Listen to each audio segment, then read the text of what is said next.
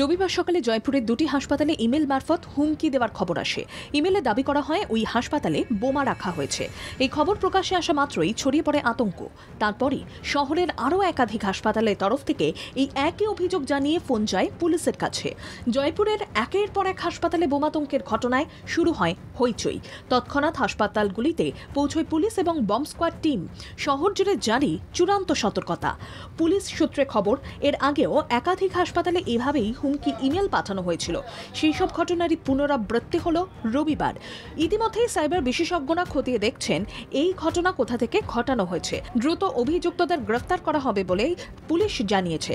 তবে শুধুমাত্র যে হাসপাতালেই হুমকি ইমেল বারংবার পাঠানো হয়েছে তা নয়, এই হুমকি জয়পুরের একাধিক স্কুলেও দেওয়া হয়েছিল। মে মাসেই জয়পুরের স্কুলে বোমাতঙ্ক ছড়িয়ে পড়েছিল একটি ইমেল মারফত। সেই সময় ওই শহরের একাধিক স্কুল দ্রুত খালি করে শুরু হয়েছিল তল্লাশি। এমনকি জয়পুর বিমানবন্দরেও এই হুমকি ইমেলের কারণে চাঞ্চল্য ছড়িয়ে পড়েছিল। তবে রবিবার সকালে জয়পুরের একাধিক হাসপাতালে বোমাতঙ্ক ছড়িয়ে পড়ায় শুরু হয় বম্ব স্কোয়াড টিমের তল্লাশি।